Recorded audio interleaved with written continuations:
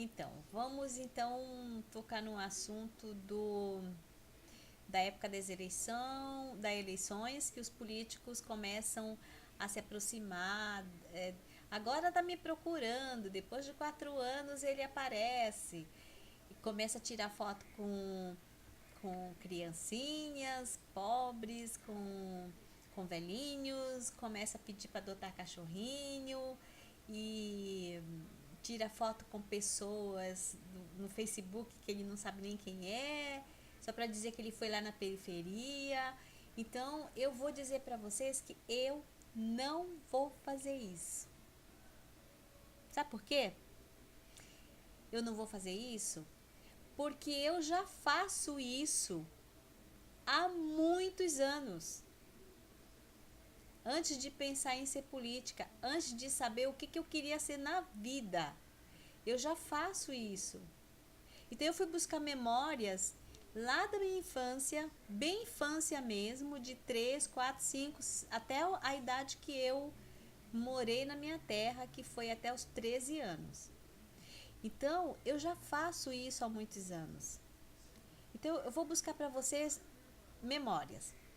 Como eu disse, a minha mãe era uma índia. Minha mãe foi uma criança adotada. A mãe dela, que era uma índia, adotou, saiu na rua oferecendo ela para alguém, para alguma família.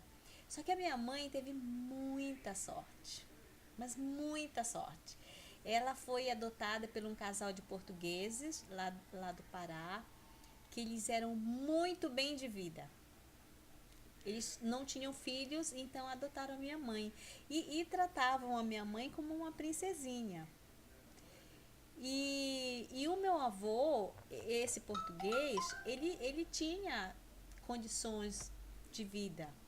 Ele era um coronel lá da nossa terra, né? Então ele tinha condições. Só que o meu avô, ele tinha um hobby. Ele gostava de pescar. Ele mesmo confeccionava as tarrafas dele e ele não tinha, porque o meu irmão, ele é mais novo do que eu, 10 anos. Então ele não tinha alguém para acompanhar ele nas pescarias dele e adivinha quem ia com ele? Euzinha.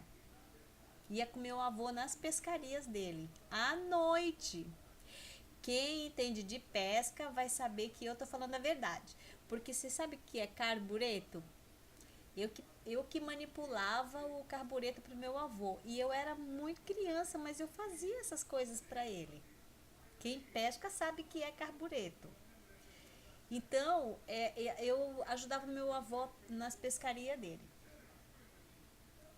Como ele não pescava porque precisava, e sim por um hobby, o que ele fazia? Ele pegava esses peixes e doava para as pessoas pobres.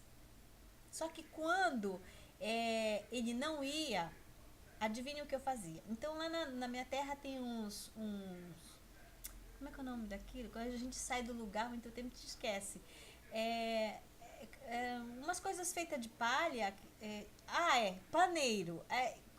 Era como se fosse uma bacia, mas confeccionada de palha. Então eu pegava um paneiro daquele, colocava do meu lado na entrada da porta da casa. A gente morava numa casa muito grande e aí todo mundo que passava do mercado de peixe passava na porta da minha casa e eu ficava sentadinha lá esperando todo mundo que passava. E o que eu falava? Eu era muito criança, eu deveria ter o que? Acho que uns 5 aninhos, 6 aninhos. Então todo mundo que passava ali, eu falava assim: ai, que peixinho bonitinho que o senhor comprou. Que peixe é esse? Aí, só que a pessoa já manjava, né? Que era caô meu. Aí eu falava, ele dizia assim: ah, é tal peixe. Aí eu falava: ah, eu queria ter um peixinho desse. Aí ele, você quer esse peixinho? Ah, eu quero. Aí ele falava assim, então, eu vou te dar o peixinho. Tá bom. Eu sei que quando chegava mais ou menos 11 horas da manhã, aquele cesto de palha tava cheio de peixe. Aí eu chamava a mamãe, eu chamava meu avô. ou chamava algum funcionário da casa e falava, me ajuda a carregar, tal. Aí eu falava pro meu avô, já conseguiu o peixe para os pobres, para as pessoas pobres. Então meu avô tinha um cavalo e daí ele ia comigo na vila, que tinha uma vila de moradores lá, e a gente então ia distribuindo, e quem distribuía para as famílias era eu, os peixes. E eu dava aqueles peixes que eu tinha conseguido e eu dava para as famílias mais necessitadas da nossa cidade. E eu fazia isso. Então, eu acho que eu já ajudo as pessoas há muito tempo. Outra coisa que eu acho que isso é fazer caridade, né? Você doar o pouco que você tem. Porque não eram meus peixes, na verdade. Eu conseguia os peixes. A verdadeira caridade é você doar o pouco que você tem, não o muito que você tem, né? Então, eu pegava e doava aqueles peixes para as famílias. Tá, eu acho que isso é caridade. Sem você querer alguma coisa em troca. Porque existe dois tipos de pessoas que fazem as coisas por bondade. Uma porque ela é boa. E a outra é porque ela vai fazer alguma coisa para você, porque ela vai esperar alguma coisa em troca. Ela faz para você, mas ela sabe que alguma coisa ela vai ter em troca. Existem dois tipos de pessoas boazinhas, né? Então isso é você doar para as pessoas as coisas sem querer nada em troca. Então eu já faço isso desde criança. Aconteceu um outro fato também, não sei se na minha terra, eu acho que por causa do pré-natal, que não era bem feito nas mulheres, morria muitas crianças, morria muitas mulheres de parto com crianças atravessadas na barriga, aquelas coisas todas. E uma vez morreu uma vizinha nossa, com um filho atravessado na barriga. E eu fui pro enterro, eu e a minha irmã, dessa senhora que morreu com a criancinha, né? E chegando lá, tinha uma menina do nosso lado que ela não gostava da minha irmã. Não sei por que ela não gostava da minha irmã. As duas não se bicavam. Aí, na hora que colocaram o caixão da senhora lá, que tinha morrido com a criança na barriga, ela falou assim pra minha irmã, bem que podia ser sua mãe que tivesse aí. Sabe o que a minha irmã fez? Minha irmã tá viva. Ela tá vendo que eu tô contando essa história. Acho que ela nem lembra mais disso.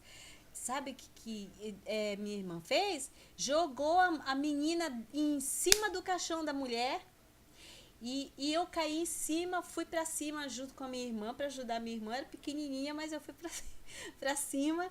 Eu sei que foi um pega pra capar em cima do caixão da mulher. Você tem noção disso? Porque a menina falou que podia ser a mamãe que tinha que estar lá, né? E desde então, eu comecei a perceber que junto com essa senhora, muitas outras criancinhas estavam sendo enterradas. E eu observei, com aquela idade, eu observei aquilo. E o que eu fazia? Eu fugia. Toda vez que morria uma criança, a mamãe já saía doida atrás de mim, porque ela falava assim, ela já foi pro cemitério, meu Deus do céu. O que eu fazia? Eu sabia onde as criancinhas tinham sido enterradas, as últimas crianças. E eu chamava de anjinhos, né? Eu pegava aquela que foi enterrada hoje, por exemplo, eu ia atrás do velório. Né? Era sempre a pé que as pessoas faziam os velórios. Eu ia atrás daquela criança que estava sendo enterrada, pegava um pouquinho da flor daquela criança que tinha sido enterrada e levava para aquelas crianças que já tinham sido enterradas há mais tempo. E eu dizia assim, ó, Anjinho, eu trouxe florzinha para vocês. Então eu dividia as flores entre os túmulos das crianças.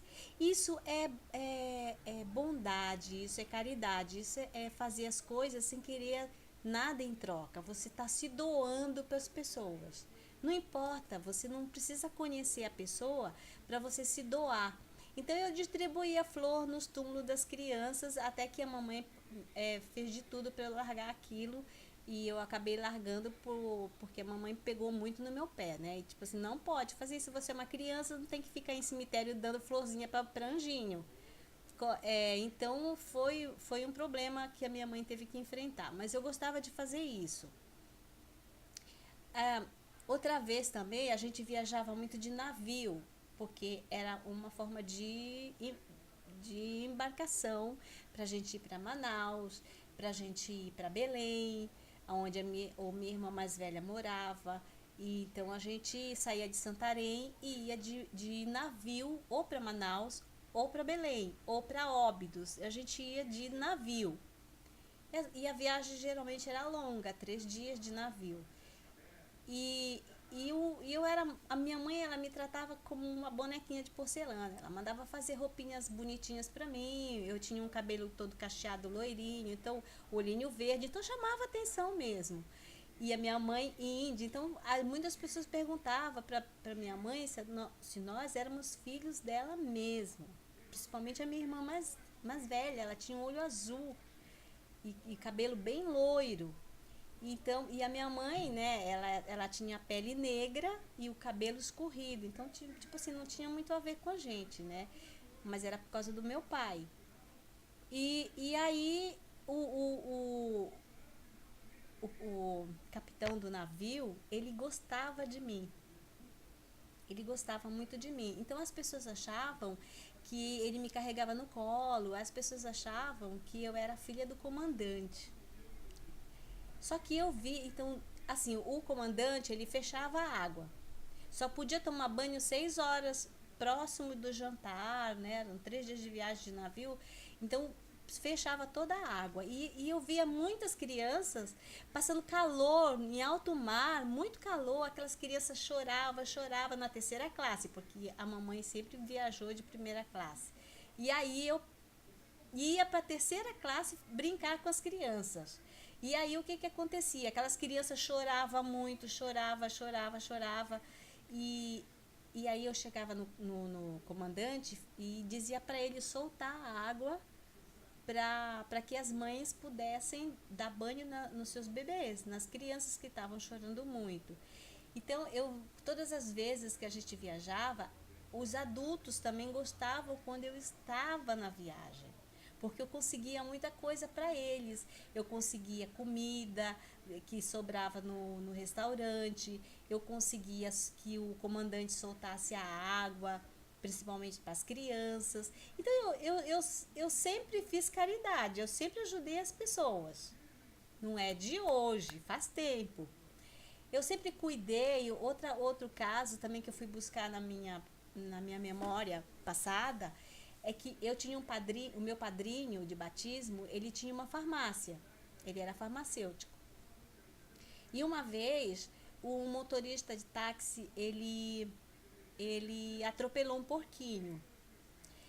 E aquele porquinho ficou agonizando ali no meio da rua. Aí eu, ai meu Deus, eu tenho que salvar esse porquinho.